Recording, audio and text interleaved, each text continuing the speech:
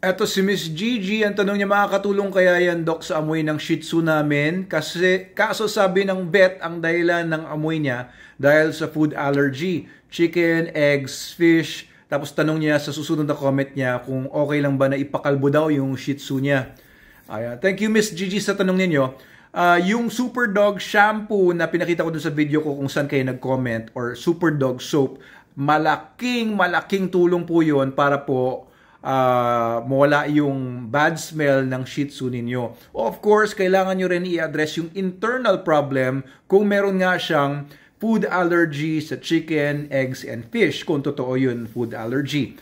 Now, if you really tested your dog na pag pinakain mo siya ng ganyan mga items, talaga nagre-react siya, nagre-react yung balat niya, and dun, yun yung cause ng pamamaho ng balat niya. Kasi pagka nag-react yung balat sa allergies, di ba, mamamagayon, magpapantal-pantal, maaaring mag-rashes, kamut-kamutin niya. Tapos lalabas syempre yung dugo, yung konting, alam niyo yun, yung parang fluids galing sa mga cells.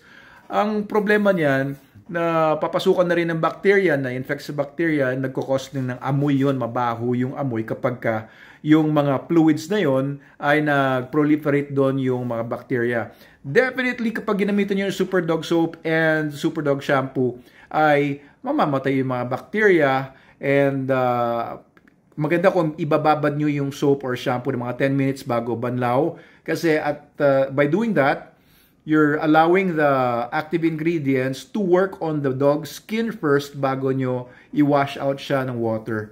Okay, hindi nyo na kailangan ng lagyan ng iba pang mga shampoos or conditioners yung dog nyo after the bath with Super Dog Soap or Super Dog Shampoo, kasi kung gawin nyo yun, i-wash out nyo lalo yung mga active ingredients sana nag-stick doon sa balat ng aso ninyo. Kung yung aso ninyo nga ay may problema na, may mga sugat-sugat, it will help kung kalbuhin nyo yung aso ninyo, kasi at least mabilis matuyo yung balat kapag wala siyang balahibo.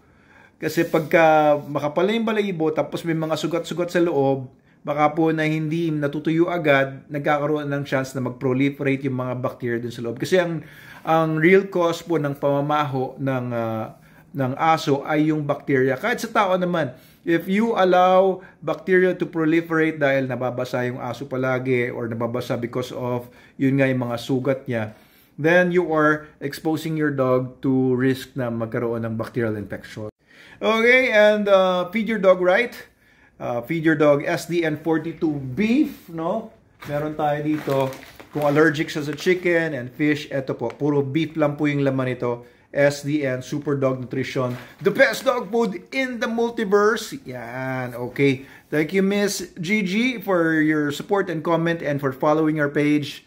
Mabuhay po kayo at balitaan nyo kami kung kumusta yung inyong Shih Tzu, kung bumuti ba siya sa mga suggestions natin.